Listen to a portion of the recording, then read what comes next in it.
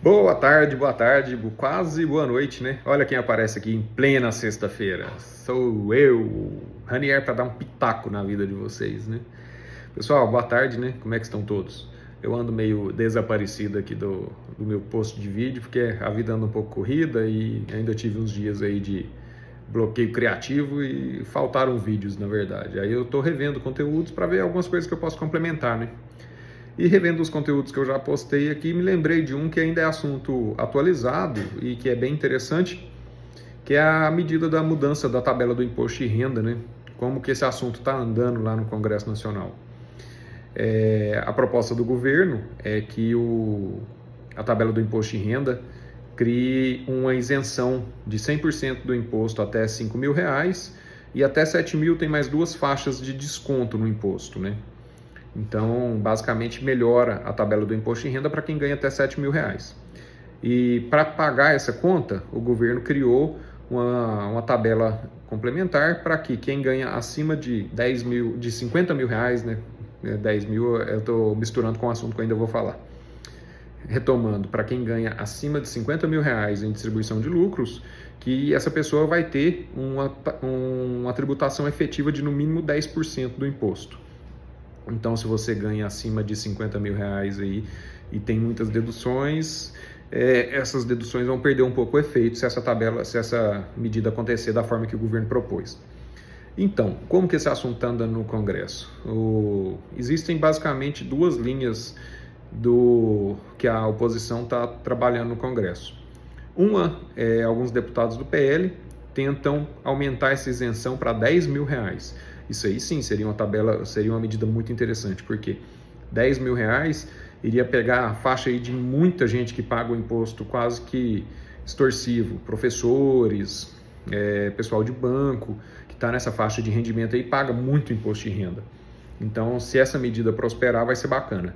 E outra proposta é que a tributação dos lucros seja acima de R$ 100.000 no mês, que seria 1.200.000 no ano. Então, seria outro impacto, né? Iria reduzir bastante o perfil de quem vai estar sofrendo essa tributação mínima de 10%.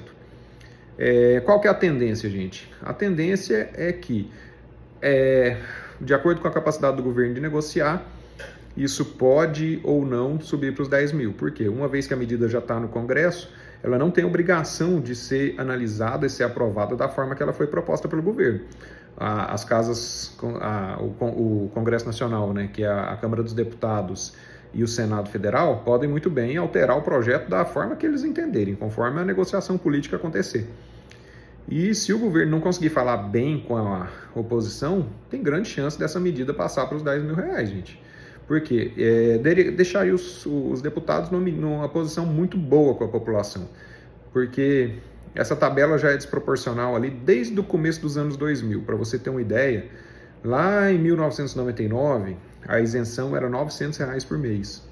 Então, 25 anos depois, estamos falando em dar uma isenção para quem ganha até 5.000.